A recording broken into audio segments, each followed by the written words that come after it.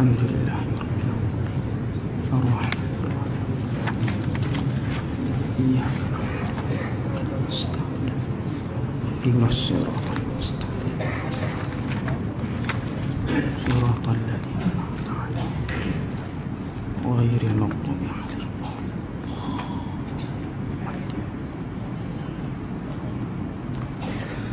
Surah Al-Kahfi ayat 1 hingga 10. A'udzu billahi minasy syaithanir rajim. Bismillahirrahmanirrahim. Alhamdulillahilladzi anzala 'ala 'abdihil kitaba wa lam yaj'al lahu 'iwaja qayyiman liyunzira ba'san shadidan min ladunhu wa yubashshiral mu'minina alladhina ya'maluna as-salihati anna lahum ajran hasana makithina fihi abada wa yunzira alladhina qalu ittakhadha Allahu walada ma lahum bihi min 'ilmin wala li'abaihim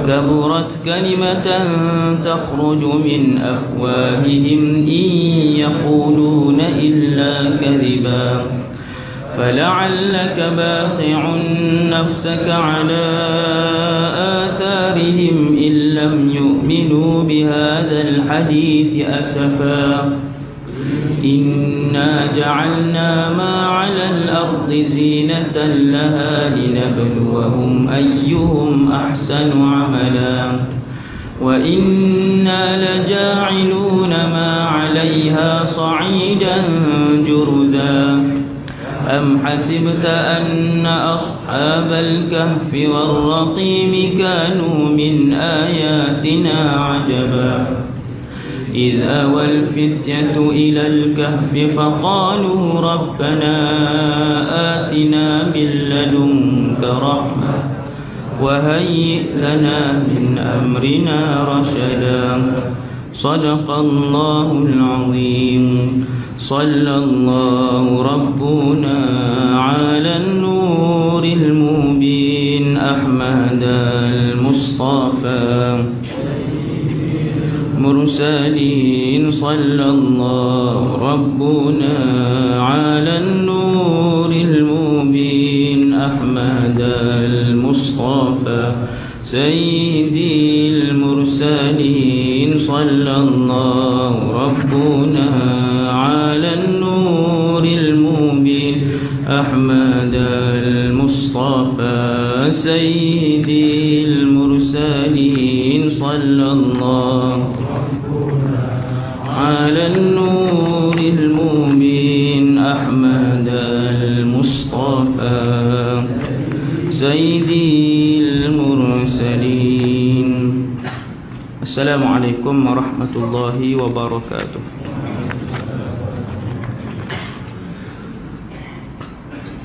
أعوذ بالله من الشيطان الرجيم.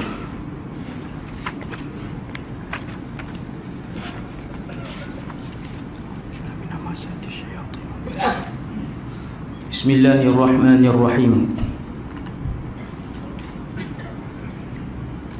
الحمد لله رب العالمين. الحمد لله الذي هدانا لهذا وما كنا لنهتدي لولا أن هدانا الله. أشهد أن لا إله إلا الله وحده لا شريك له وأشهد أن سيدنا محمدا عبده ورسوله وصفيه وخليله خير نبي أرسله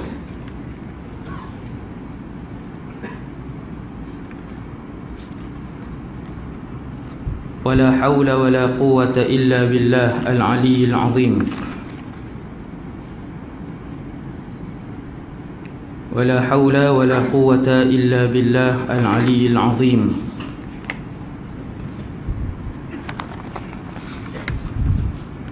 ولا حول ولا قوة إلا بالله العلي العظيم. أما بعد. Pertama sekali, nawaitul i'tikaf fi hadzal masjid sunnatan lillahi ta'ala. Radina billahi rabba, kami redha Allah Tuhan kami. Wabil islami dina, Islam cara hidup kami. Wabi Muhammadin nabiyyan wa rasula, dan kami juga redha bahawa Muhammad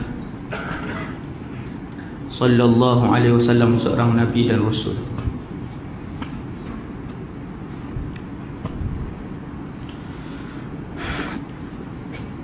Satu orang sahabat namanya Auf ibn Malik Al-Ashja'i. Ni masuk tajuk terus ni, tak ada nak puji-puji apa dah. Ramai, memang ramai macam ni lah. Daripada kali pertama saya main tu, Masya Allah, hebat lah tuan-tuan, memenuhi rumah Allah Azza wa Jalla. Auf ibn Malik Al-Ashja'i Al-Ansari, sahabat Nabi lah. Itu maklumat pertama dan ilmu pertama yang kita dapat malam ni.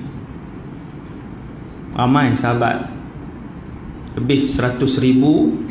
Sebab tu banyak kali kita dengar nama sahabat, yang tu kali pertama kita dengar. Dia datang berjumpa dengan Nabi, katanya ataitun nabiyya sallallahu alaihi wasallam. Aku pergi berjumpa dengan Nabi sallallahu alaihi wasallam. Fasallamtu alaihi, maka aku pun bagi salam. Assalamu alayka ya Rasulullah. Faqal, Nabi pun kata, Auf, baca tu kena buat intonasi tanda tanya. Sebab Nabi tanya, bila Nabi duduk dalam rumah, Auf ibn Malik datang, dia bagi salam je, Assalamu alayka ya Rasulullah. Nabi pun jawab, Nabi kata, Auf ke? Tu terjemahan dia. Faqultu na'am. Auf kata, ya. Faqala adkhul. Nabi pun kata, masuklah. Kemudian Auf dia melawak dengan Nabi, dia kata, kulli au ba'dhi, masuk semua ke separuh ya? Buat tak? Mesra sahabat dengan Rasulullah. Yang pertama, sahabat kenal, Nabi kenal, bagi salam je. Bagi salam, kenal. Macam kita lah, bunyi enjin kereta kawan kita, tahu dah ni kereta dia ni, tahu dah enjin nak cabut, ataupun motor kan, minyak motor, minyak hitam tak nak tukar, dengar motor, tahu dah motor siapa mai. Nabi sama, bila sahabat mai, Nabi kata Auf, dia kata ya, masuk. Bila Nabi suruh masuk, dia kata masuk semua ke masuk separuh? Nabi kata masuk semua. Nabi tak cerkah dah kan, Nabi kata masuk semua.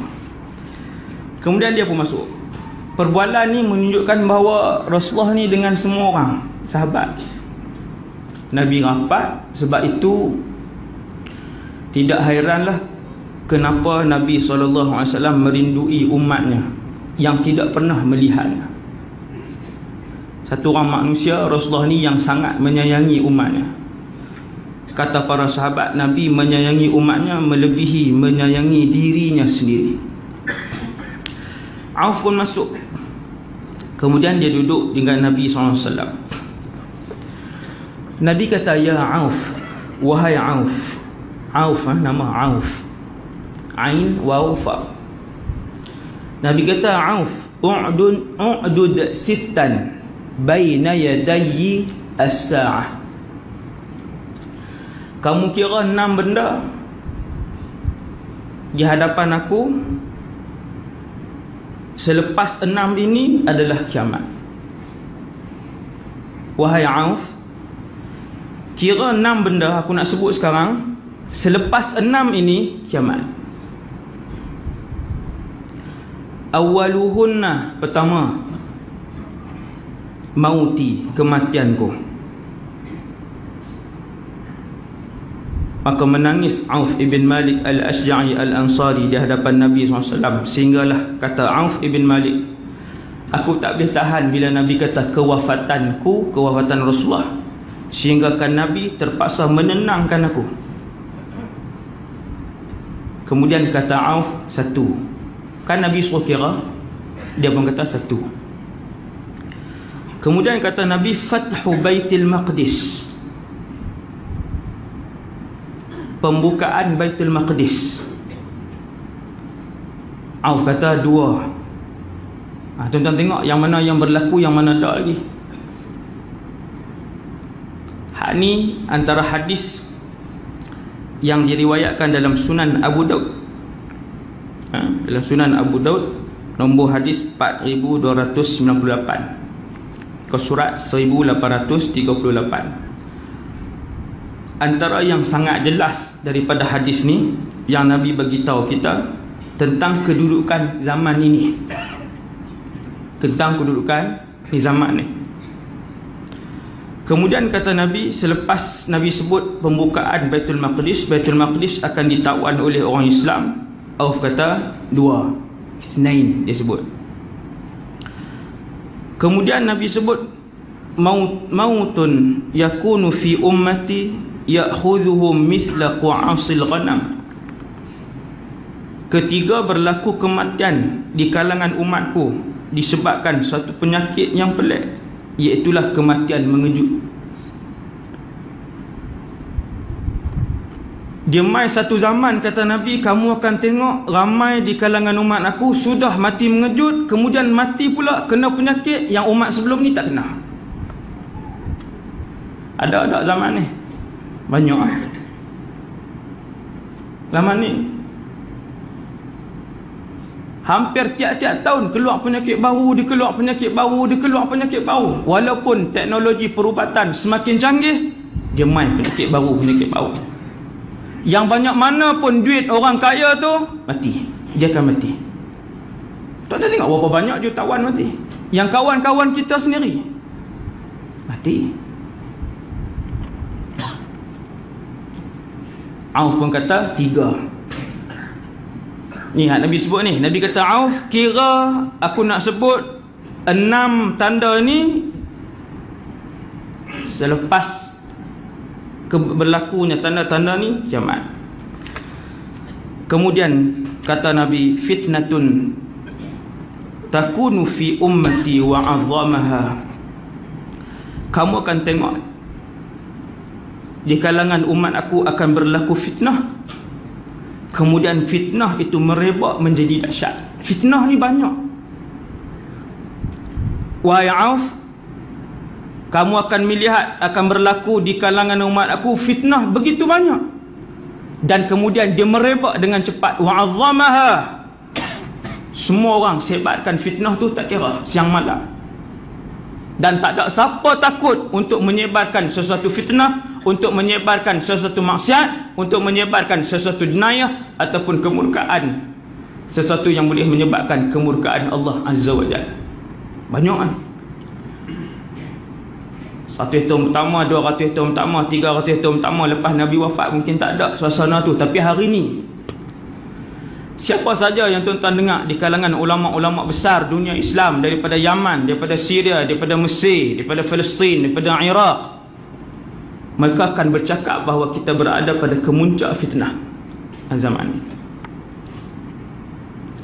Iaitu pada satu zaman antara fenomenanya ialah manusia berlumba-lumba melakukan dosa besar dan manusia begitu berseni melakukan dosa-dosa besar yang mengundang kemurkaan Allah. Tak ada apa. Satu orang upload satu video fitnah orang lain, semua pakai share, berpuluh-puluh ribu orang share. Tak ada siapa. Kalau dulu video porno ni nak jumpa susah lah. Zaman kami kecil-kecil dulu tak pernah jumpa, tak pernah tengok. Sampai masuk sekolah menengah tak pernah tengok. Dengar je orang pernah sebut 1-2 tempat. Tapi hari ni kalau kita duk buat kerja kita pun, kerja apakah dengan internet ni, dia keluar mai. Tak payah tekan, dia keluar mai, klik je lah.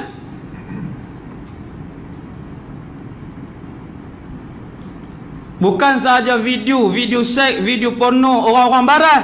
Hari ni 2016 orang-orang Melayu dah mula bubuh dah video-video seks yang mereka buat. Minggu lepas masuk satu video, saya fikir tak habis. Kuih lama, kuih berat, kuih lama, kuih rosak, kuih lama, lagi berat, lagi berat. Dua anak Melayu Islam, perempuan remaja, dua-dua tak pakai tudung. Mereka duduk bercium, dua-dua orang, tapi rakam 2 minit. Apa dia ni? Rakam siapa pun boleh tengok, tak ada sensor apa, tak ada tutup apa. Viral, masuk berlambak-lambak dalam internet, masuk sampai dalam grup, dalam Facebook kita pun masuk. Tak tahu mai ikut mana.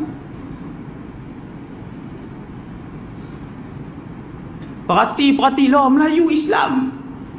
Kod Iban ke Kadazan ke ni hak Melayu Semenanjung ni. Dia bercakap seronok, lepas tu seronok lawan gelak apa semua, duk bercium mulut, bercium lidah, bercium apa semua ni. Perempuan sama perempuan. Fitnah apa lagi ni yang nak tunggu ni?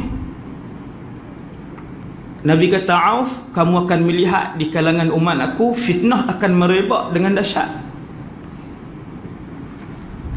Auf pun kata ar-rabi'ah. Dia kata 4. Semua jadi dah. 1 jadi dah, 2 jadi dah, 3 jadi dah, 4 jadi dah. Kemudian Nabi kata yafidul malu fikum hatta inna ar-rajula la yu'tal 100 dinar fayatasakhatuha. Nabi kata kemudian kamu akan tengok satu zaman di kalangan umat aku ni, akan main satu zaman umat aku ni semua gaji besar, semua ada duit. Kalau dulu satu kampung nak cari kereta ada sebiji, 2 biji, taman tak ada. Kalau dulu nak cari televisyen satu kampung satu, rumah Tok Ngulu lah selalunya ada TV hak tak berwarna tu. Nabi kata akan mai satu zaman kamu akan tengok ramai orang bergaji besar, ramai orang yang mewah, sehingga kan apabila dia memperolehi setiap bulan Nabi kata 100 dinar, maka dia akan merasa tak puas dan dia sentiasa rasa tak cukup. Lebih kurang 6,000 ringgit sebulan, 100 dinar 6,000. Nabi kata kamu kan tengok umat aku mai satu zaman ke semua dan hampir kebanyakannya duit banyak, hampir kebanyakannya gaji besar, tiap-tiap bulan boleh 100 dinar fayatasakhatuha. Nabi kata dia berasa tak cukup situ lah. Dia akan berasa tak cukup walaupun dah mencecah 100 dinar sebulan. Sedangkan para sahabat dan Rasulullah sallallahu alaihi wasallam mungkin hanya 5 dinar saja sebulan. Nabi memesti dah banyak tu je. Walaupun pendapatan ataupun yang disumbangkan kepada Rasulullah lebih beribuan dinar sebulan, hak Nabi dapat daripada raja pertama, raja kedua, raja tiga dan sebagainya. Tapi yang dibelanjakan Nabi sikit je. Nabi kata hak kita belanja sikit je. Dia akan main satu zaman semua orang belanja besar, semua orang gaji besar. Itu pun kamu akan tengok wahai Auf, kesemuanya berasa tak cukup dengan gaji mereka. Zaman dia betul-betul punya hak Nabi sebut ni, betul-betul punya hak gaji 3 sentiasa duk berangan dalam hati. Boleh, kalau boleh Tuhan bagi 4 tak apa dah. Bagi 4 cukup lah. Dia kata Allah bagi 4 lepas 2 tahun. Dia kata kalau Tuhan bagi 5, selesa. Selepas 3 tahun Allah bagi 5. Dia kata kalau Allah bagi 6, insya-Allah main masjid kerap sikit. Dia kata boleh main kerap lah. Dia kata tak perlu nak bincang sangat dah, nak nego nak apa ni. Tuan-tuan, lepas tahun Tuhan bagi 6. Dia kata kalau boleh 8, tiap-tiap bulan aku nak boleh sedekah. Aku nak sedekah tetapnya.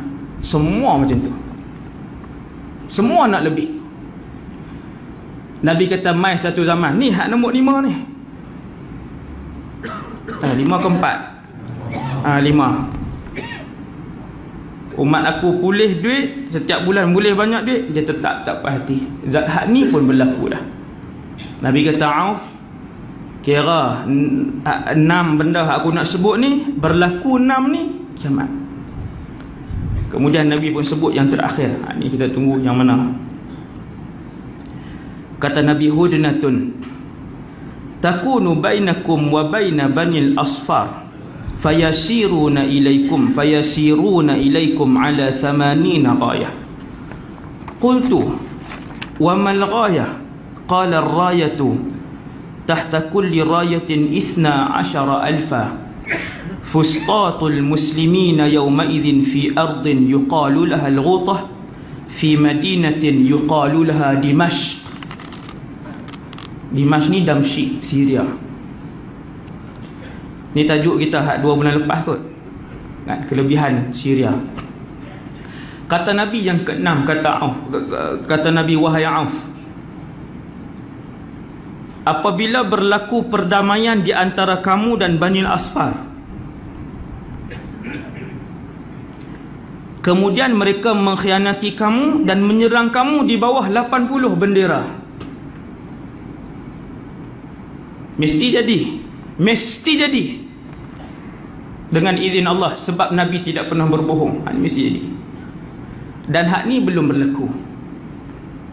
Yang ke-6 ni, Nabi kata, Auf, kira 1 sampai 6, selesai 6 ni kiamat. 5 hak saya sebut daripada awal tadi, semua berlaku dengan jelas. Nombor 6 kata Nabi, berlaku perdamaian di antara kamu. Kamu ni orang Islam satu dunia. Dia berdamai dengan Bani Asfar.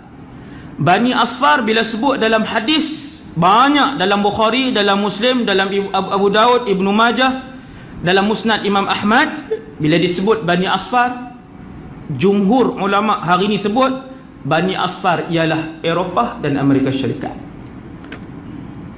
Siapa pun, ulama Mesir ke, ulama Syria ke, ulama Halab ke, Dimashq ke, Yaman ke, sebut Bani Asfar, bila mereka menghuraikan hadis ni, mereka akan kata Eropah dan Amerika Syarikat. Kemudian mereka mengkhianati kamu. Nabi Muhammad siap, kalian akan bersepakat dan bersekutu dengan mereka pada awalnya. Siapa? Semua orang Islam sepakat bersekutu dengan mereka, kemudian berperang. Mula-mula berkawan lah. Bersekutu bukan berkawan, maksudnya satu tentera, sebab nak serang musuh yang kedua. Orang Islam satu hari nanti di akhir zaman, ni tajuk Imam Mahdi ni, tentera mereka akan bergabung dengan tentera Amerika dan Eropah. Ni jumhur lah, bukan ijma', maksudnya ada khilaf juga. Kemudian mereka bersatu, bergabung kekuatan ketenteraan, berlawan dengan musuh satu lagi. Hak ni tak tahu. Ni musuh mana? Wallahu a'lam.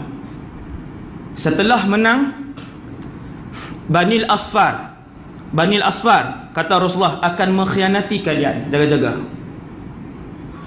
Selepas mereka mengkhianati kalian dan telah mengkhianati kalian,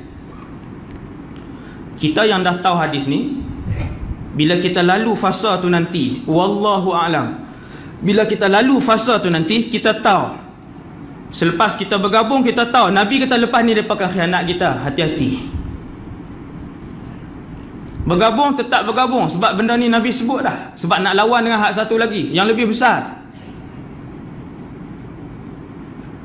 Selepas mengkhianati, kata Nabi, mereka akan menyerang kalian di bawah 80 rayah bendera.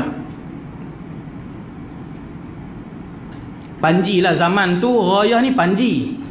Ulama hari ni terjemah bendera, bendera negara. Nabi sebut rayah bermaksud panji. Benda apa panji? Ulama moden, ulama kontemporari hari ni sebut rayah ini bendera negara.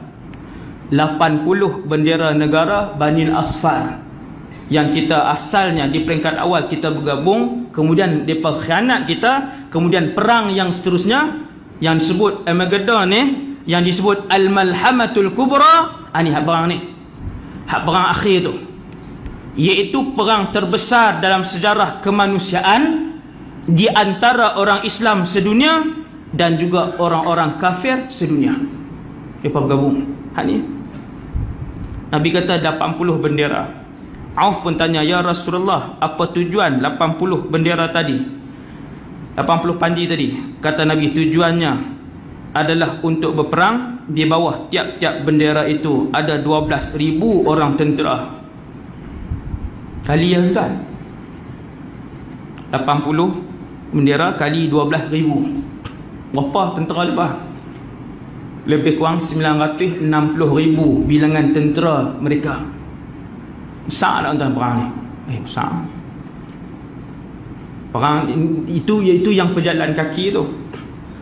Itu yang di bawah tuan, yang di bawah.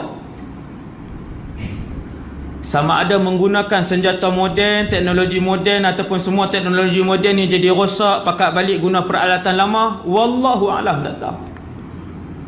Tak tahu. Rahsia itu semua di sisi Allah Azza wa Jalla. Nanti bila jadi, semua akan tengok. Semua akan tengok. Cuma ada hadis Nabi yang Nabi sebut sesuatu tentang perkara itu. Ada sikit je Nabi sebut. Kemudian kata Nabi, pusat kepimpinan kaum muslimin ketika itu. Tuan tengok, kat mana kita punya camp kita? Pusat kepimpinan dan camp orang Islam ketika itu ialah di satu tempat yang dipanggil Ghutah, berada di bandar yang disebut Dimashq.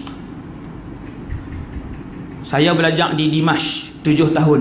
Ghutah ni ada Ghutah barat, ada Ghutah timur. Kami selalu pergi. Dia, kita kata, pinggir ibu negara, pinggir ibu kota. Tapi dia kampung, bangunan tak banyak. Dia kampung menghijau.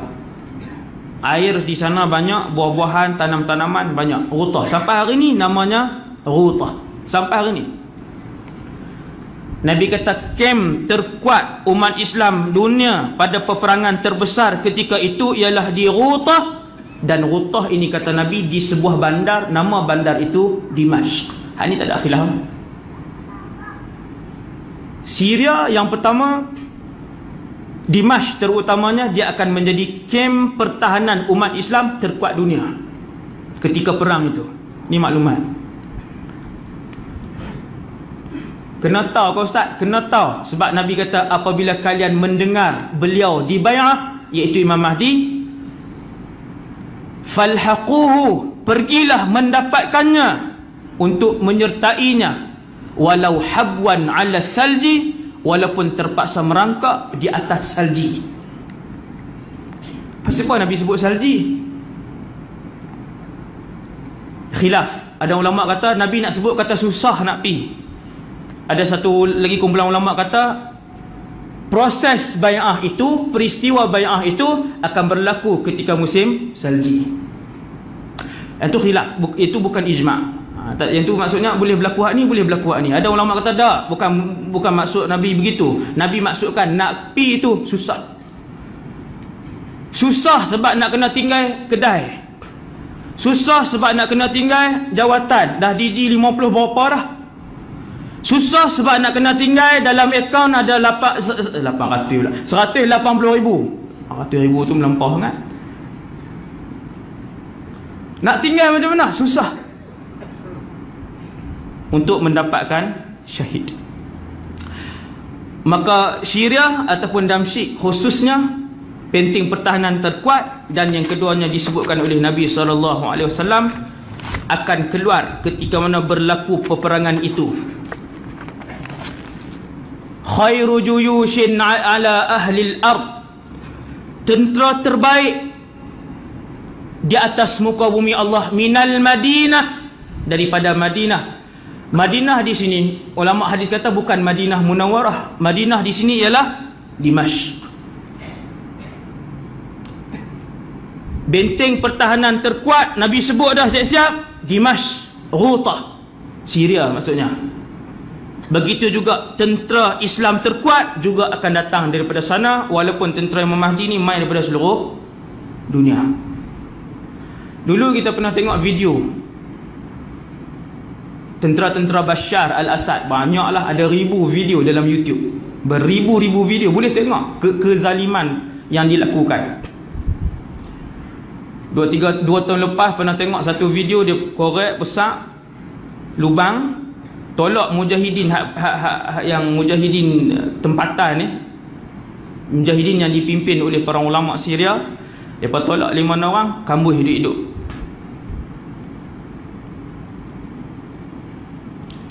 Tak ada seorang pun lari, tak ada seorang pun kata kami la ilaha illa Bashar, tiada Tuhan melainkan Bashar, tak ada. Kita perhati video tu, tengok renung lama. Kalau aku duduk tang tu, boleh ke? Kau dandan keluar tak apa, aku mengaku. Boleh. Apabila ancaman diberikan oleh musuh dan menyebabkan nyawa kita tergadai, waktu itu kita boleh sebut di mulut sahaja kalimah kufur, tetapi tidak di hati. Seperti yang berlaku kepada Ammar bin Yasir. Cerita tu masyhur lah, hadis sahih. Tapi tak ada. Tentera Syam, tentera Syria ni 2 hari lepas, video baru pula, tiap-tiap hari dia bunuh orang. ISIS ni, video baru 2 hari lepas, dia tangkap satu orang mujahidin, dia tanam hidup sampai sekarang ni. Dia tanam sikit lah. Sambil duk tanam tu, daripada lutut, kemudian ke paha, kemudian ke pinggang, dia sebut, dia suruh mujahidin tu sebut kalimah kufur, la ilaha illa Syar, tiada Tuhan melainkan. Dia suruh sebut kalimah tu. Hak kawan ni duk sebut la ilaha illallah. Tanah. Dia tahu tak kata lepas tu akan kambuh dia? Dia tahu. Naik sampai ke sini, kemudian sampai ke sini, kemudian sampai sini. Betul-betul dia bagi parah ni. Daripada sebut la ilaha illa Bashar, dia sebut la ilaha illallah dengan suara yang lantang. La ilaha illallah, tiada Tuhan melainkan Allah. Awak tak sakit ke tu? Oh ya, siksa.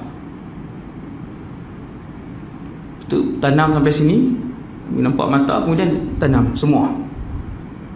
Habis, tanam hidup-hidup semua tu. Matilah dia dalam tu. Cumanya kita yakin kenapa mereka ni bertahan sampai habis, sikit pun tak tergugat. Koklah suara nak jadi perlahan, la ilaha illallah, nak sebut perlahan tak? Sampai terakhir 3 kali yang diulang itu adalah dengan laungan la ilaha illallah, la ilaha illallah, sampai batu duk turun sampai tutup. Ini yang disebutkan oleh Nabi SAW, yang dicemburui oleh wanita pada zaman Rasulullah yang tidak dibenarkan berjihad. Wanita dia tak ada peluang seluas lelaki untuk berjihad. Maka mereka mesyuarat, Dewan Muslimat Wanita Madinah mesyuarat, hantar satu wakil pergi jumpa Sa'ad, bagi tahu, ya Rasulullah, kami pun nak pahala jihad fi sabilillah macam orang lelaki dapat. Kerana Nabi selalu sebut orang yang mati syahid ada 2 benda yang paling besar, yang Nabi pun tak dapat, Rasul pun tak dapat, iaitu yang pertamanya, mereka tidak merasakan kesakitan mati. Ni mahal ya. Rasulullah sakit tak mati tuan? Sakit. Rasul manusia terhebat alam, tapi Allah bagi rasa sakaratul maut. Tidaklah seperti orang kafir yang rasa sakit mati. Tetapi Aisyah kata, aku tengok Nabi merasai kesakitan mati, aku tengok. Dan tiba-tiba Nabi duk sebut pula, Nabi kata, ada satu kumpulan di kalangan umatku yang tidak merasakan sakit mati, mereka ialah orang-orang yang mati syahid, syuhada. Tak rasa sakit langsung. Sebab itu syuhada setelah mereka masuk ke dalam syurga, setiap hari mereka ingin untuk kembali ke dunia dan mati syahid semula pada setiap hari, kerana telah melihat betapa besarnya nikmat yang telah disediakan oleh Allah oleh Allah kepada mereka di dalam syurga. Hari ini semua orang yang telah mati sejak zaman Nabi Adam sampailah malam kemarin ataupun hari ini, semua yang telah mati akan berada di alam barzakh kecuali syuhada. Dalam hadis sahih Nabi kata, kumpulan syuhada akan berada di dalam burung-burung hijau di dalam syurga. Dan mereka boleh terbang ke mana sahaja mereka nak pergi di dalam syurga. Mereka boleh bersiar-siar ke mana sahaja mereka nak pergi di dalam syurga sampailah kiamat. Duduk dah dalam syurga, duduk dah. Cuma tak boleh nikmat ni je, tak boleh nikmat nak makan, minum, mandi ayat syurga, lepas tu nak ada keluarga, boleh, tapi dah boleh berjalan dah. Boleh bersiar-siar dah dalam syurga. Syuhada sehingga saat kita bercakap malam ni semua duduk dah dalam syurga. Cuma berada dalam keadaan seperti seekor burung, ataupun duduk dalam perut burung tu, kata Nabi. Burung-burung hijau disebutkan oleh Nabi. Yang kedua, kumpulan yang mati syahid ini yang dicita-citakan oleh seluruh penduduk mahsyar. Hari ini ada 7 bilion manusia atas muka bumi 2016. 7 bilion. 7 bilion ni kalau duduk di atas satu tanah, tuan-tuan, tak tahulah berapa ribu padang bola diperlukan. 7 bilion. Itu baru yang 2016. Belum lagi yang kurun 19, yang kurun 18, kurun 17 Masihi, kurun 16. Ramai. Kesemuanya ketika itu setelah menunggu paling kurang, kata para ulama, 50,000 tahun. Tak timbang lagi. Diri saja. Yang paling diharapkan oleh semua orang, yang paling dicita-citakan ialah kalaulah boleh satgi terus nak masuk syurga, tak mau timbang dah. Nabi kata ada umat aku saja, ada satu kumpulan, antara kumpulan ini syuhada. Syuhada. Mereka ni antara, yang lain ada lagi lah. Kalangan umat Nabi Muhammad SAW, syuhada ni dia duduk satu kemah VIP di padang mahsyar. Semua syuhada. Penghulu depan sekali Hamzah ibn Abdul Muttalib, Sayyidus Syuhada, penghulu pada semua syuhada. Imam Mahdi, satu ciri-ciri dia. Imam Mahdi ni, tuan-tuan, daripada Nabi wafat sampai hari ni ada beratus-ratus Mahdi palsu. Termasuklah yang bernama Mahdi, tapi yang tu bukan dia mengaku. Tu nama dia, mak dia pun Mahdi. Jangan tuan-tuan duk pilih apa ni, Mahdi palsu ni. Dan tu nama dia Mahdi. Ni yang mengaku ni. Orang-orang Islam yang mengaku Imam Mahdi daripada selepas Nabi wafat sampai hari ni ada beratus. Zaman moden ni pun ada. Di Indonesia ada. Mengaku berapa Mahdi dah? 2 dah Hasan. Sangat mudah untuk mengenali Imam Mahdi yang disebutkan oleh Nabi. Sangat mudah. Cukup ciri-ciri ni, selesai. Dia adalah Imam Mahdi. Tak cukup, dia bukan Imam Mahdi. Walaupun dia terbang di udara, walaupun dia berjalan di atas air, dan walaupun dia soleh setakat mana pun solehah kesolehannya. Awak ada ke ustaz orang soleh yang mengaku Imam Mahdi? Ada. Ada satu buku dalam bahasa Arab dikarang oleh Dr. Syekh Nuruddin. Bahasa Arab. Syekh Nuruddin dia memang dikarang bahasa Arab pun boleh, bahasa Melayu pun boleh. Kan? Ada satu buku dia karang tentang Imam Mahdi. Dalam tu disenaraikan tapi secara ringkas antara orang-orang soleh yang mengaku Imam Mahdi. Dia jadi dah ramai orang sanjung apa semua, pengikut pun ramai. Senang bayang tengok sekali berjalan apa semua ribuan orang ikut dia ke mana saja. Dia pun heran, dia kata Mahdi sungguh aku ni.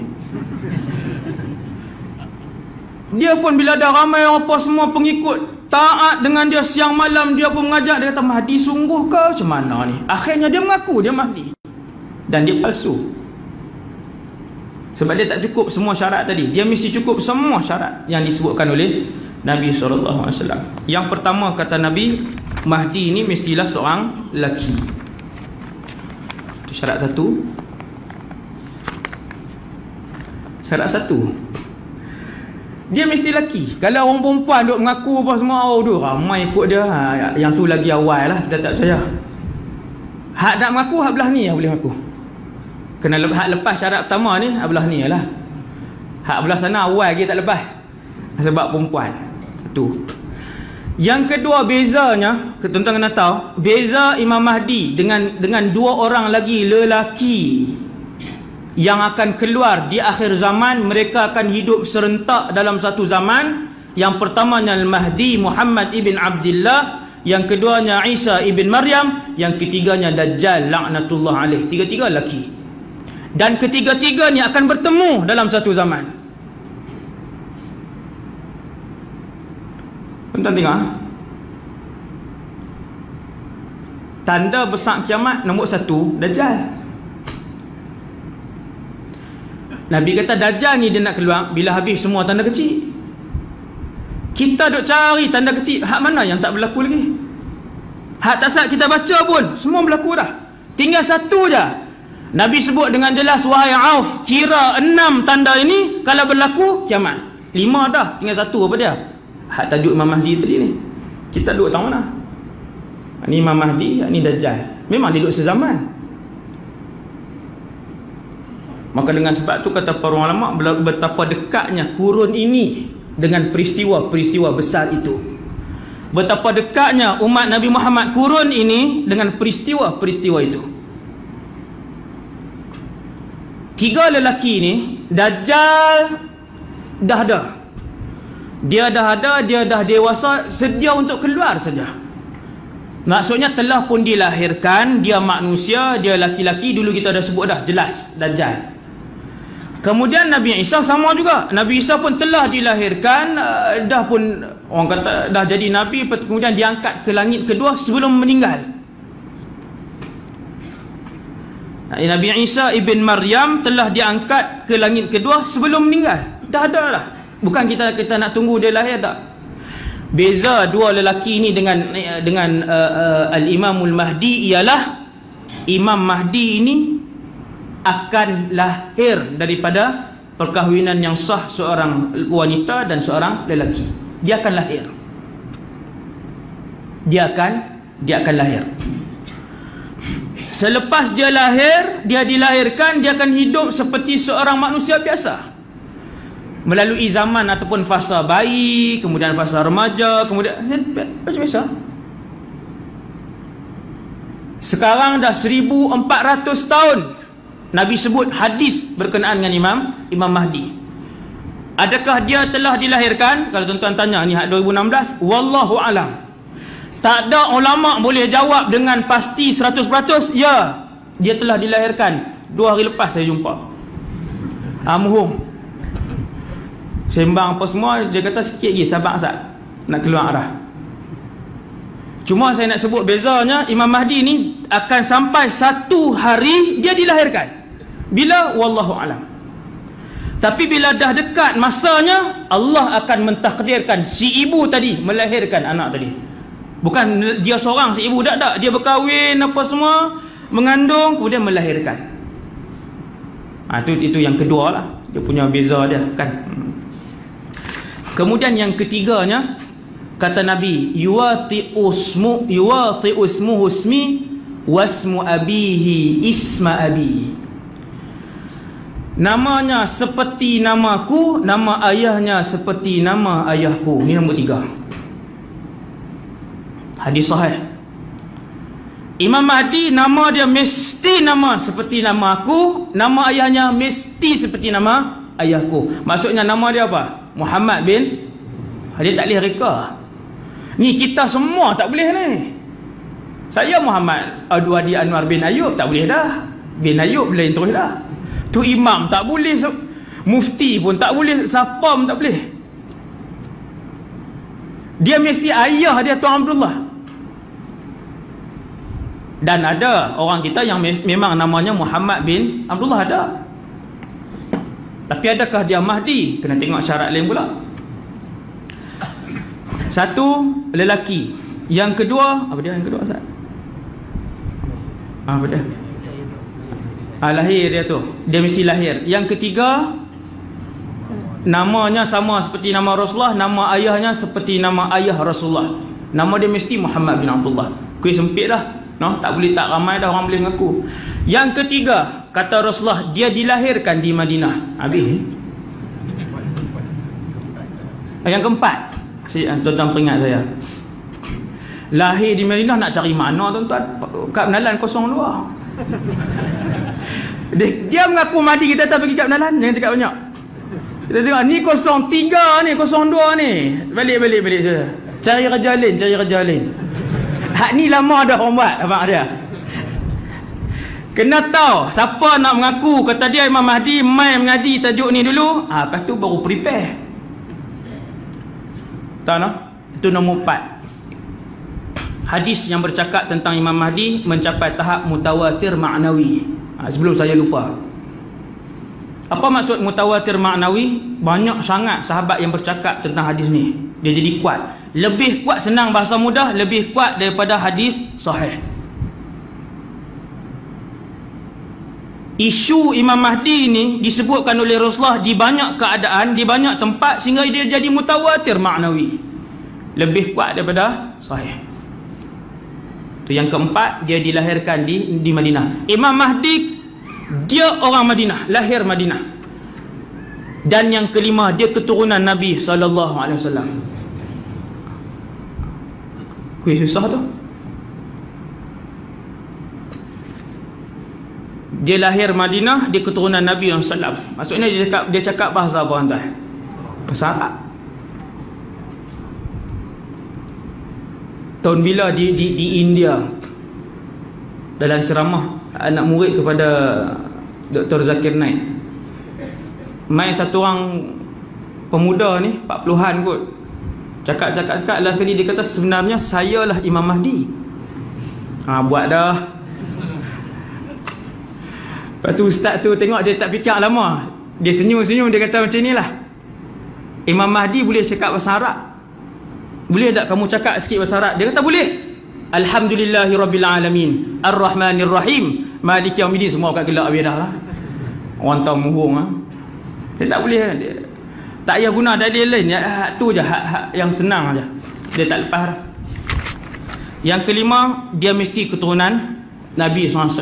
Keturunan Nabi. Boleh ya? Kita kadang ada di kalangan kita keturunan Rasulullah, tapi dia tak ada syarat lain. Tak boleh juga. Ada semua syarat tadi, lahir di Madinah kebetulan. Tok nenek dulu duduk sana apa semua, lahir di sana tapi bukan keturunan Nabi. Keturunan Lanun, Kuala. Cek balik kan. Kawan nak mengaku, cek balik. Alah, sekat tang ni. Mesti keturunan Nabi SAW. Ibu dan ayahnya. Lagi habis. Syarat kelima, Al-Imam Muhammad ibn Abdullah Al-Mahdi ini manusia yang paling bertakwa pada zamannya itu. Dia nombor satu yang paling bertakwa. Syarat dia, ibu dan ayahnya mesti keturunan Rasulullah. Hasan atau Husaini. Hasani ataupun Husaini. Nak cari mana enggak? Saya duduk di Syria, nak jumpa yang mak ayah Hasani dan Husaini ni seorang. Yang lain tu sama ada ayah Hasani ataupun mak Husaini, ataupun terbalik. Nak jumpa kedua-duanya, ayahnya Hasani, maknya Husaini, ataupun maknya Hasani, ayahnya Husaini, saya jumpa seorang. Ya Allah, dia punya cerdik dia punya laki lah kan. Dia punya kaca, dia orang Syria pula. Allahu Rabbi kan, dengan pandai apa semua. Hasani dan Husaini. Tapi nama dia Lailah, bukan Muhammad bin Abdullah. Nampak syarat dia. Dan syarat yang keenam, nombor 6, ciri Imam Mahdi yang keenam ialah dia mesti dibai'ah di Mekah, di hadapan Kaabah. Yang tu yang keenam. Ngaku Imam Mahdi daripada lahir sampai umur 47 tak pernah keluar. Buat umrah pun tak pernah. Tanya rukun umrah pun tak tahu Imam Mahdi macam mana. Imam Mahdi dia mesti dibai'ah, diberikan janji setia di depan Kaabah, di antara Hajar Aswad dan juga Maqam Ibrahim. Bainal rukni wal maqam, ataupun bainal hajari wal maqam, kata para ulama menguraikan hadis tu. Dia mesti dibai'ah di hadapan Kaabah, di situ, di antara tu. Dan yang ketujuh, yang paling besar sekali, tanda yang paling besar, dia ada banyak lagi tanda-tanda lain tapi sabit dengan hadis yang dhaif. kemarau bulan Ramadan, hak tuan-tuan duk dengar tu, noh, musim haji jadi huru-hara di Mina, tumpah darah, kemudian gerhana bulan malam pertama bulan Ramadan, yang tu hadis-hadis yang tidak kuat saya semak, maka saya tak selalu sebut dalam ceramah-ceramah. Sebab apa tak sebut? Sebab hadis-hadis yang sahih yang sebut tentang tanda dia pun dah banyak dah. Antaranya di bai'ah di Mekah tadi ni, itu hadis sahih. Yang ke-7 tu yang mana tadi, tiga berapa? 7 ke 8 ni, yang paling besar ni, yang ni hadis sahih ni. Yang ke-7 atau ke-8 ni sifat Imam Mahdi. Yang ke-8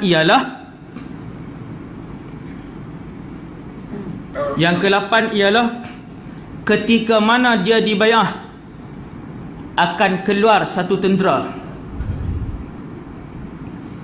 daripada Syam juga. Selain daripada Syria ni ada tentera terkuat nanti umat Islam, daripada Syam juga akan keluar satu tentera namanya Sufyani, Al-Jayshus Sufyani. Nabi sebut Jaysh Sufyani. Zaman moden nanti nama tentera dia apa? Wallahu alam, tapi dia tentera besar. Dia akan datang daripada Syam. Apabila mendengar Imam Mahdi dibai'ah, tentera ni akan keluar daripada Syam, sampailah di Madinah, di satu tempat yang bernama Baida.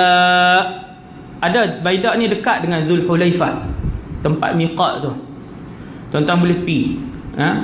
Kalau nak ke sana, ajak tourist guide hak umrah tu, ajak pergi sat Baida, pergi tengok sat kawasan tu.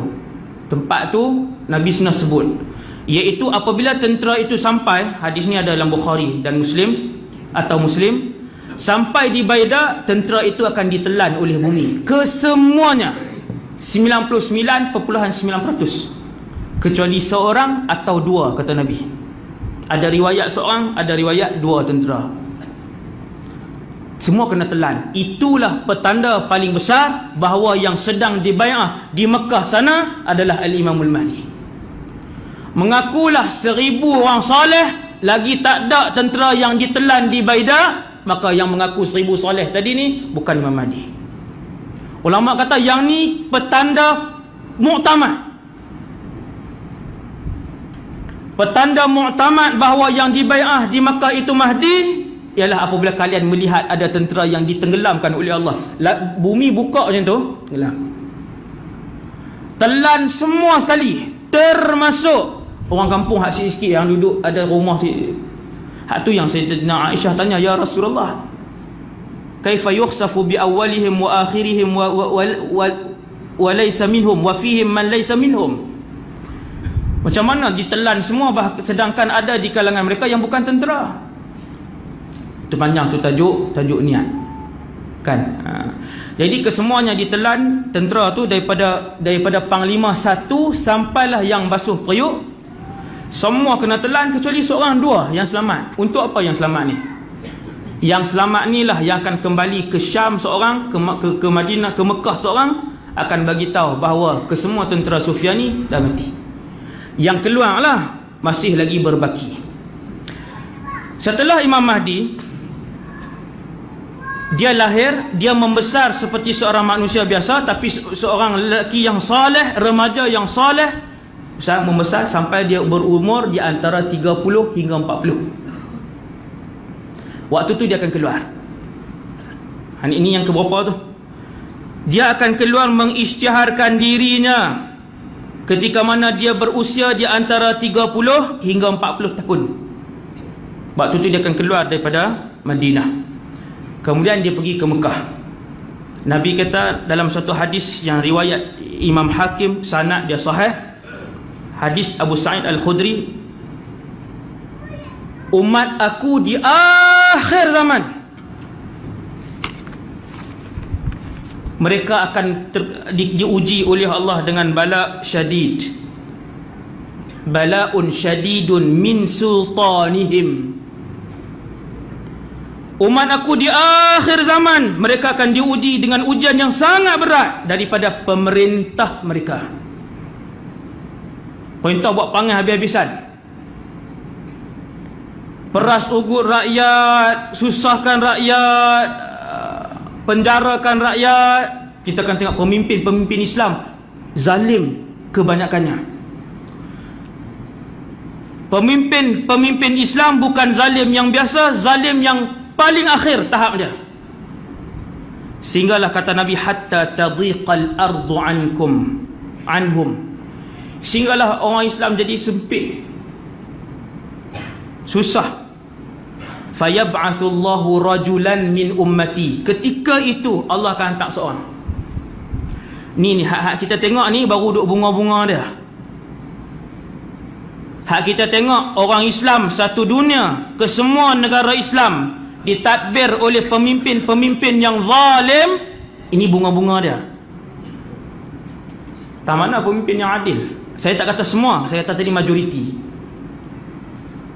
Nabi kata dia akan habis di mana? Dia akan habis keadaan ni sampai kepada satu keadaan ke semua pemimpin jadi sangat zalim. Waktu tu umat Islam dah tak boleh dah nak hidup, tak boleh dah nak mengamalkan Islam. Dunia ni jadi sempit, syariah tak boleh nak diamalkan, Islam ibadah tak boleh nak dilakukan. Waktu itu Allah akan hantar satu orang keturunanku, kata Nabi. Memang dia akan duduk bersama dengan mereka selama 7 atau 8 atau 9. Nabi kata para ulama 9 tahun. 9 tahun tu ulama khilaf pula, adakah waktu keseluruhan dia duduk ataupun itu tempoh kegemilangan. Saya kita sebutkan. Okey, kemudian Imam Mahdi dia pun keluar daripada bumi Madinah, kemudian dia ke Mekah. Saya cepatkan. Bila dia sampai di Mekah, para ulama yang ketika itu duduk di Mekah, mereka mencari-cari mana pemimpin yang disebutkan oleh Rasulullah yang nak kembalikan umat Islam, yang nak kembali menjalankan arahan Allah, syariat Allah. Cari. Bukankah telah tiba masanya lelaki ini dikeluarkan oleh Allah? Ini semua ulama-ulama yang memiliki hati-hati yang bersih, firasat-firasat yang tinggi. Waktu itu semua duk fikir. Kerana ketika itu Imam Mahdi telah pun dewasa dan telah pun bersedia untuk keluar. Maksudnya dari segi umur, kekuatan dan sebagainya, soleh dia. Maka ulama-ulama ni cari, akhirnya jumpa dia. Seolah-olah kamu ada sifat Al-Mahdi. Mereka pun tanya dia, ulama-ulama ni, ulama-ulama berimpun, berkumpul dan tanya lelaki ni. Jumpa dia, tanya. Dan betul dia Mahdi. Dan dia tak mau terima jawatan tu. Hak ni sifat dia lah. Bukan bagi-bagi tu. Terima kasih. Nak bocak di mana tau. Jawatan kuasa dah. Hak ni jenis kebulok dengan jawatan ni, jenis gila jawatan ni bukan Mahdi. Imam Mahdi ketika ulama tawar dekat dia, ulama kata kamulah yang disebut oleh Rasulullah. Ulama bentang dekat dia. Wahai pemuda sekian. Ulama bentang satu. Ni ciri-ciri inilah hadis yang banyak ni. Dia kata aku tak mampu. Dia larikan diri ke Madinah, pendekkan cerita, kemudian dia kembali ke Mekah, kemudian dia dibai'ah. Bainar rukni wal maqam, depan Kaabah dia dibai'ah. Bai'ah ni maksudnya para ulama ni kata kami telah bersetuju untuk mengangkat kamu sebagai pemimpin akhir zaman kepada umat Islam, dan kami bersetuju untuk memberikan seluruh walak kami. Itulah bai'ah. Bai'ah ni ada dalam Islam. Dan satu hari kita akan bai'ah Imam Mahdi ni. Tuan-tuan, bila dia di bai'ah, viral tak? Oh, mestinya semua status lah. Imam Mahdi dah keluar. Masya Allah, bersiaplah apa macam-macam lah. Hak takak gambar apa semua kan. Wallahu alam, saya tak tahu sama ada teknologi ni. Kalau ada, maka tersebarlah dengan laju. Dia dibai'ah semua, kemudian tentera tadi keluar. Tentera tadi keluar setelah Imam Mahdi yang sebenar dibai'ah ini oleh para ulama, orang Islam yang berada di Mekah pun semua pakai bai'ah dia. Tentera ni sedang berjalan datang. Sampai di Baida, dia akan ditelan keseluruhannya. Habis, kemudian Imam Mahdi pun kumpulkan orang. Mula bergerak.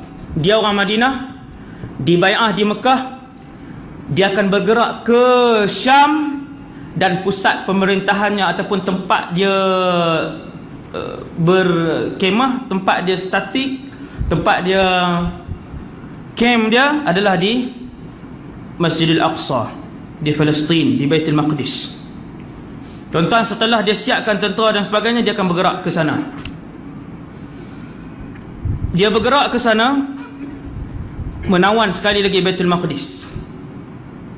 Sebelum menawan Baitul Maqdis, dia berperang dulu dengan saki-baki tentera As-Sufyani. Sufyani tadi tentera mereka keluar sebahagian je, yang lain semua ada di situ.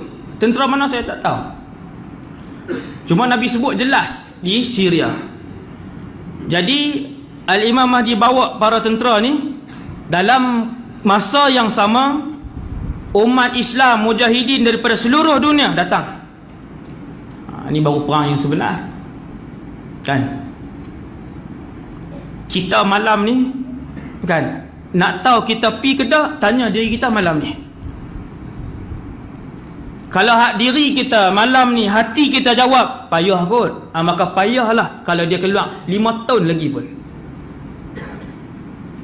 Siapa yang dalam hati dia boleh sebut insya-Allah aku sanggup, maka insya-Allah lepas 5 tahun pun dia akan sanggup dan dia akan jadi salah seorang. Dan tak ramai yang akan mati syahid tu.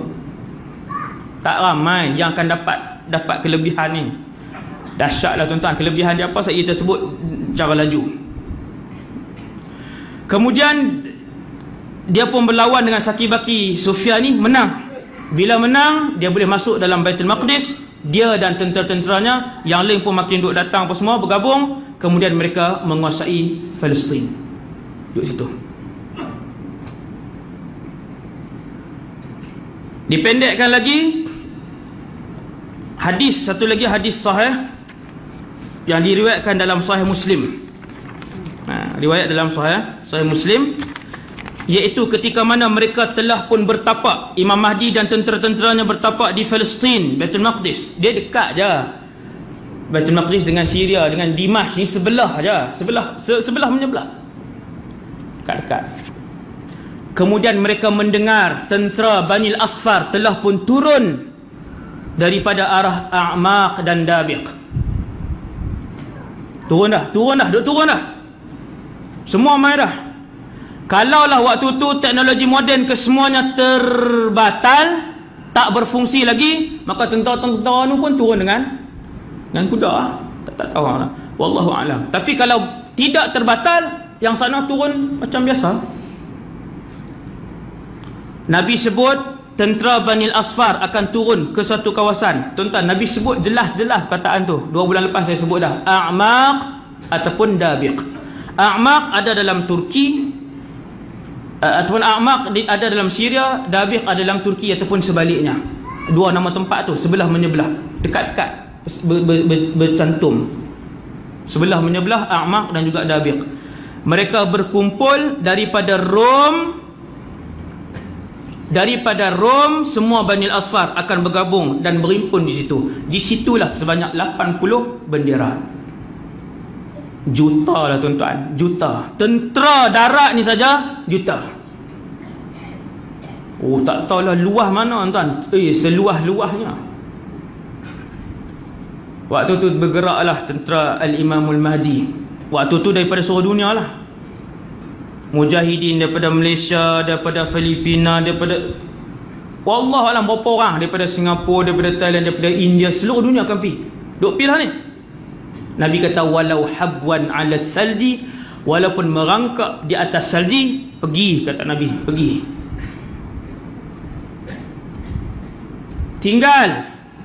Tinggalkan ahli keluarga, terbilang keadaan kita susunlah. Sebab tu kena mengaji. Fiqh peperangan ni kena mengaji. Kalau dalam keluarga kita, ibu kita sakit, tinggal kita aja seorang, adakah nak kena pergi? Nabi pernah suruh seorang sahabat yang hanya dia saja untuk menjaga ibunya yang sakit. Nabi kata balik, tidak wajib jihad ini kepada kamu. Panjang tuan, tajuk fiqh peperangan ni memang kena mengaji. Adakah bila dengar Imam Mahdi semua pakat pergi, tak kira apa dah, tinggal dengan anak, tak ada duit dengan apa? Tak. Bukan tinggal keluar macam tu, tidak. Dia ada tata cara dia. Tinggal berapa bulan macam mana, pemimpin pula akan bagi. Kalau pada masa tu pemerintahan Islam, maka pemimpin akan ambil nama tentera-tentera yang keluar ni. Ada pula allowance untuk ahli keluarga. Kemudian setiap yang keluar itu tidak melebihi berapa bulan. Fiqh peperangan. Bukannya keluar 3 tahun tak balik. Dah, itu bukan kerajaan Islam. Sejak daripada zaman Sayyidina Umar lagi, benda ni telah pun disusun dengan baik. Susun elok je. Dia ada tata cara dia. Keluar, kata Nabi SAW. Kemudian setelah semua mujahidin berimpun, maka berlakulah peperangan yang disebutkan oleh Nabi, Yaum al-Malhamatil Kubra, peperangan yang paling besar dalam sejarah kemanusiaan. Yang ni 2 bulan lepas saya dah sebut dah, tak payah cerita dah. Tentera akan bergerak daripada Palestin nak menuju ke A'maq ataupun Dabiq. Dabiq ni tuan-tuan, A'maq ataupun Dabiq ni di dalam Syria. Kalau yang ni Syria, buku ni Syria, Dimash duduk di sini, Dabiq duduk di sini, Palestin duduk tang ni. Baitul Maqdis duduk di sini. Dimash sini, Baitul Maqdis di sini, A'maq di sini, Dabiq atas, di atas. Maka tentera Imam Mahdi akan berimpun di sini, bergerak ke atas. Kerana Halab tempat yang disebutkan oleh Nabi, A'maq ni nama daerah, dia berada di utara Syria. Maka tentera Imam Mahdi ni akan bergerak ke sana untuk berperang. Ini besar lah ni. Ni yang paling besar. Apabila sampai di tempat berlakunya peperangan, maka peperangan pun bermula. Daripada pagi peperangan tercetus sampailah malam, dan peperangan itu berhenti disebabkan malam. Orang dah tak nampak dah. Ini kita dah hurai. Dia berhenti ni sebab malamnya. Dalam serangan besar yang pertama, 1/3 daripada tentera-tentera itu akan berpatah balik, mundur balik, meninggalkan tentera Imam Mahdi, disebabkan sama ada takut, ataupun pergi disebabkan semangat, ataupun mereka adalah munafik. Berapa tuan-tuan? 1/3. La yatubullahu alaihim. Nabi kata Allah tidak akan mengampunkan mereka, sebab dia khianat. Dia pi dah. Sebab tu tuan-tuan, nak pi pastikan ada iman, yang kedua pastikan ada ilmu. Sebab di dalam sejarah peperangan daripada zaman Nabi Adam, pertempuran di antara kufur dan hak dan kebenaran, tentera kebenaran selalunya sedikit. Tapi nak kuat dengan apa tuan-tuan? Kuat dengan iman. Tuan-tuan, semua daripada zaman Nabi Daud yang menjadi panglima perang, tentera yang ada belakang Nabi Daud kata, kita sikit ni. Tapi Nabi Daud kata, kam min fi'atin qalilatin ghalabat fi'atan kathiratan biiznillah. Nabi Daud kata, selalunya memang kita sikit, dan selalunya memang kita menang dengan izin Allah, kata Nabi Daud, dengan izin Allah. Sampailah zaman Nabi pun macam itulah. 3,000 lawan 10, 5 lawan 30, sampai zaman gemilang Khalid bin Walid, sama juga, 30,000 lawan 200,000. Tuan-tuan, kita 30, tengok 200,000 depan kita, asal jana. Tabi'in pada zaman Khalid pun, dalam peperangan Rom, peperangan Yarmuk, bila lepas tengok 200,000 tu naik bukit, turun, tentera Rom turun macam tu, seperti lautan yang besar. Mereka pun kata, wahai Khalid, macam mana ni? Nak kena tukar strategi ke? Khalid kata, tak ada. Dia dulu yang akan duduk di depan sekali dalam setiap peperangan. Khalid dahulu yang akan berada paling hadapan, dan dia dulu yang akan pertama melibaskan pedangnya. Baru orang Islam kata, ni baru betul, ni duduk di rumah, ya dia tahu arah. Kan panglima perang, sila masuk ke sini. Sedap. Khalid Al-Walid tak pernah berada di belakang. Tentera Islam kesemuanya menyaksikan dalam setiap peperangan, dia yang paling depan, dan dia dulu yang melibaskan pedang. Barulah tentera belakang semangat. Bentar. Kemudian dalam serangan yang pertama, pertempuran, berapa jumlah tentera Imam Mahdi, Nabi tak pernah sebut. Sebab kalau Nabi sebut, awal lagi kita tak pergi dah. Cuba Nabi sebut 50 lawan dengan 2 juta, 50,000. Kita kata tak boleh ni. Tuan-tuan, kalau 50,000 lawan dengan tentera waktu tu 2 juta, kalau lepas semua tak ada senjata, menang juga. Sebab 2 juta. Dia kepung sekali lah. Lepas tu main tumbuk seorang kali. Dia kepung buat belatan, main tumbuk seorang kali. Mati semua. Banyak mana 50,000? Sebab itu Nabi tak sebut berapa tentera, berapa jumlah tentera kita. Dan pastinya kita sikit. Mesti. Itu sunnatullah. Sunnatullah. Daripada zaman Nabi Daud AS sampai kiamat. Nabi kata yang sikit tu pula 1/3 patah balik. Sebab apa? Tak tahan, takut tengok ramai. Tuan-tuan, sahabat pun bila tengok ramai gerun, ni gerun kau ni. Selalunya bila sahabat-sahabat ni gerun, Nabi berdoa. Ataupun selalunya bila sahabat ni gerun, ada yang akan mangkit berkhutbah. Macam tu lah, mangkit pidato. Macam dalam perang Mu'tah, 3,000 lawan 200,000. Perang Mu'tah, Nabi hidup lagi. Nabi hidup di Madinah. Waktu tu yang mangkit berkhutbah adalah Abdullah ibn Rawaha, seorang pemuda, muda lagi. Abdullah bin Rawaha ni manusia yang paling banyak berpuasa sunat. Ketika mana satu musim panas, kata para sahabat, kami hanya melihat 2 orang saja berpuasa, Rasulullah dan Abdullah ibn Rawaha. Semua orang ni tak tahan. Dia mangkit berpidato, pidato dalam perang ni. Dia mangkit pidato, semua naik balik, semangat balik. Siapa tak takut? Sahabat manusia biasa. Tapi disebabkan iman dan sebagainya ni, semangat. Tuan-tuan, 1/3 ni dia tengok ramai, patah balik. Patah balik. Allah, Nabi kata la yatubullahu alaihim, Allah takkan ampunkan mereka. Mereka mengkhianati orang-orang Islam lain. Depa Islam, tapi pi sebab apa? Sebab semangat. Takbir derah, kuliah tak namai. Hak ni tak mau. Takbir derah, kuliah selalu ada. Ni okey, itu power. Takbir kuat, sedekah tak pernah. Duit hijau ya paling tinggi. Duit ungu tak ada. Hak 100 tak pernah. Oh, 20 tahun duduk dalam perjuangan apa semua, paling banyak RM5. Orang nak pi, dia nak pi, dia pi sana duk fikir duit lah. Ni kalau tak mai hari tu dah untung banyak dah. Banyak rugi ni mai. Balik. Jangan. Bahaya.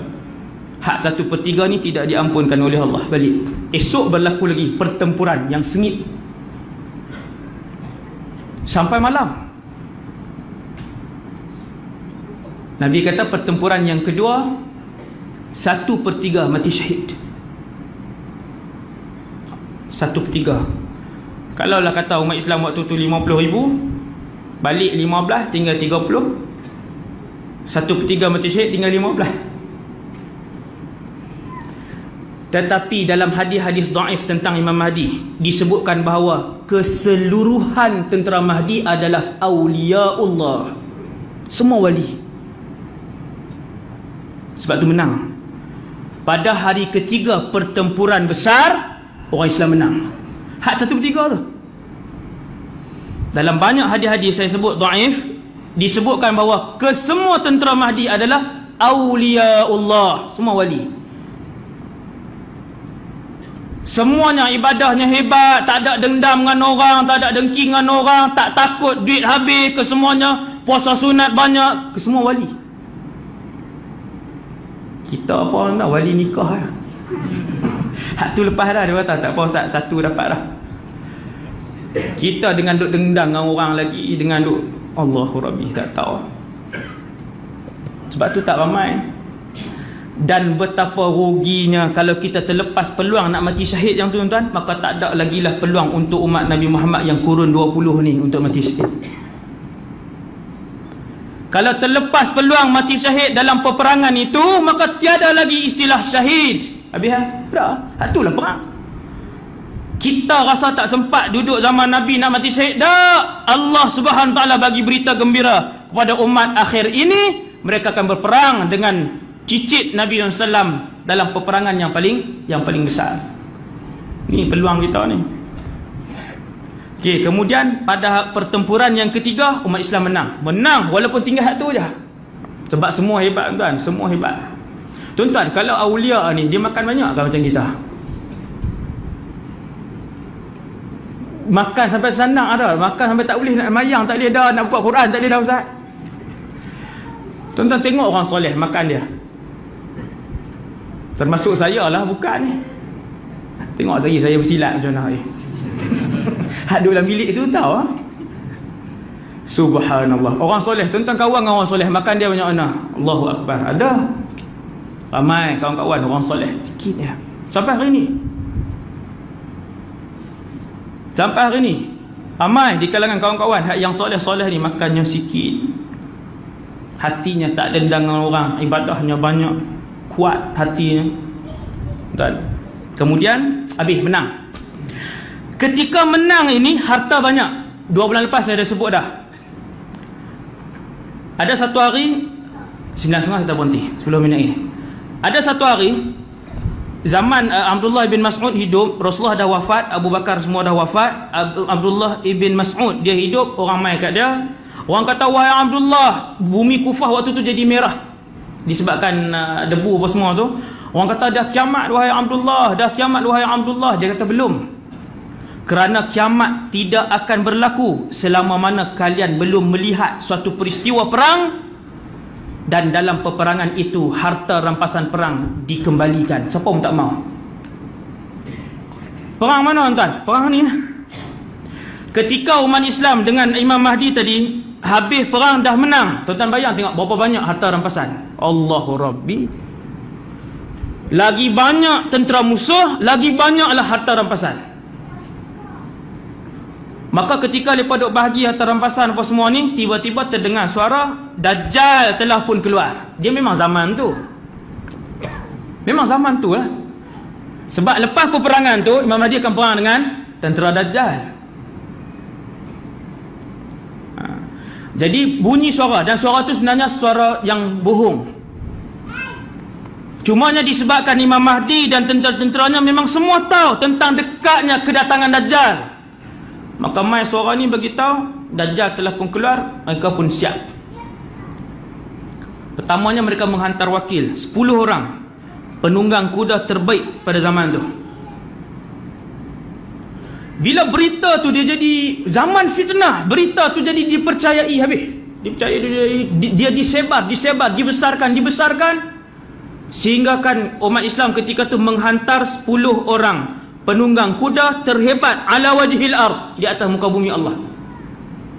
Tuan-tuan, Nabi sebut kuda. Kita mungkin kata Nabi sebut nak sebut dia punya sebagai apa? Gambaran kot. Takkan Nabi nak sebut kereta kebas. Takkan Nabi nak sebut jet. Nabi sebut kuda lah. Tapi ulama lain jawab. Nabi kata mereka akan menghantar 10 penunggang kuda terbaik. Kata Rasulullah, aku kenal nama mereka, nama ayah mereka dan warna-warna kuda mereka. Warna kuda-kuda mereka. Seolah-olahnya ketika melafazkan hadis itu, Allah tunjuk ke Nabi. Allah tunjuk beserta dengan nama ayah, warna-warna kuda masing-masing. Macam Nabi tengok. Nabi memang banyak peristiwa, bila Nabi bercakap, Allah buka. Nabi tengok, Nabi cakap mahsyar dan sebagainya. Banyaklah syurga. Nabi pernah solat, Nabi nampak syurga. Solat, Nabi nampak syurga. Syurga yang benar. Sehingga Nabi mengulurkan tangannya. Hadis sahih. Nabi ulur macam tu, nak ambil buah tu. Kemudian Allah tutup pandangan tu. Makanya hadis ni waktu Nabi sebut, seolah-olah Allah tunjuk 10 penunggang kuda terhebat umat Islam ketika tu, berserta dengan nama ayah dan juga warna kuda-kuda mereka. Tengok orang Islam pun dah mula meninggalkan tempat tu. Tinggal harta rampasan yang mewah tadi tinggal. Ketika itulah harta rampasan perang yang pernah disebutkan oleh Rasulullah akan terjadi, iaitu harta rampasan perang tidak dipedulikan. Sebab semua tentera-tentera tadi lebih mementingkan ahli keluarga mereka daripada ditipu oleh Dajjal. Rupanya benda tu bohong. Mereka pun kembali. Rom dah hantar tentera, mai ambil balik harta-harta ni. Umat Islam melakukan serangan yang kedua. Kali ni mereka masuk ke Eropah. Masuk ke dalam Eropah, melakukan serangan kedua dan menang. Kali ini mereka memperolehi harta rampasan perang yang lebih banyak daripada yang perang itu.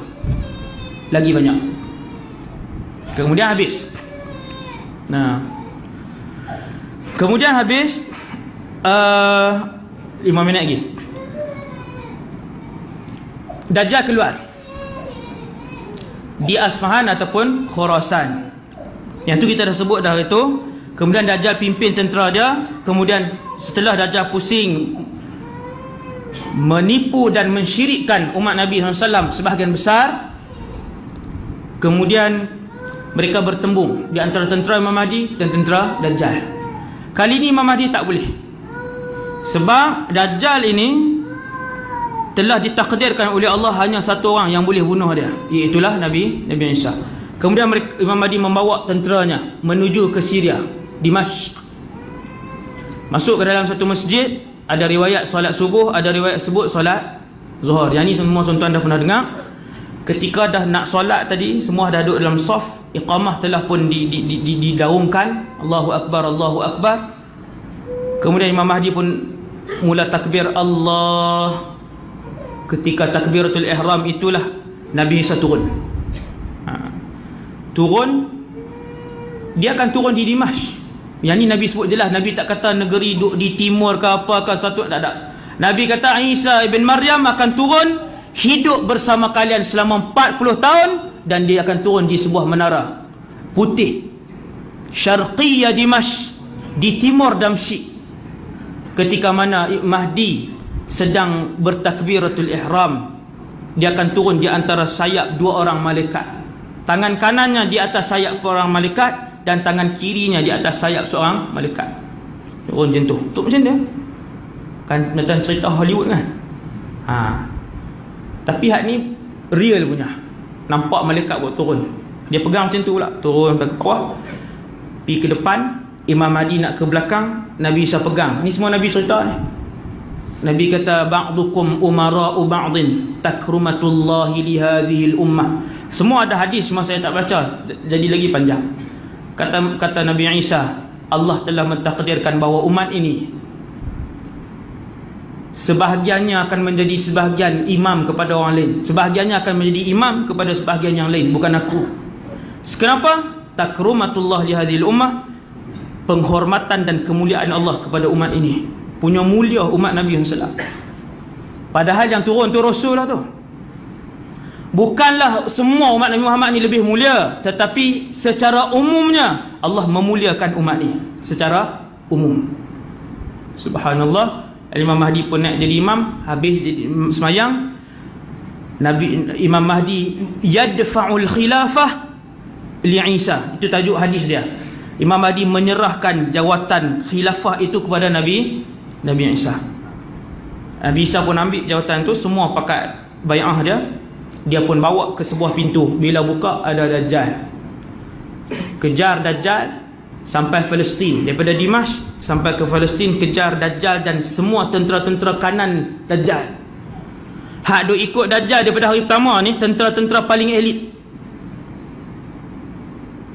Tak tahulah maksudnya yang paling canggih senjata mereka. Tuan-tuan tengok hari ni teknologi. Ui, dahsyat.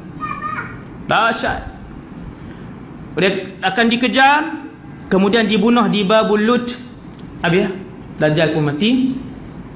Tentera-tentera Yahudi pun dikejar oleh tentera Islam. Kita pula kan. Duk bayang duk tentu lah kan. Waktu itulah orang Yahudi akan menyorok di belakang batu-batu dan juga pokok-pokok. Kesemua pokok dan batu akan bercakap, wahai Muslim, datang ke belakangku, bunuh kafir ini, bunuh Yahudi ini. Kecuali satu pokok, iaitulah pokok Gharqad. Nabi kata kerana pohon itu adalah pohon Yahudiyah, syajaratun Yahudiyah, pohon Gharqad yang hari ini telah pun ditanam. Saya tak tahulah berapa ratus ribu telah ditanam. Apa pun tahu, mesti berlaku. Perang ni mesti berlaku. Tentera Islam yang dihimpunkan oleh Imam Mahdi, kemudian di bawah pimpinan Nabi Isa, akan dibawa sampai Palestin. Waktu tu digan, setelah Dajjal dibunuh, kejar. Habis semua tentera yang mati. Ketika itu Nabi Isa akan menjadi pemerintah umat Islam. Yang ni yang paling best sekali.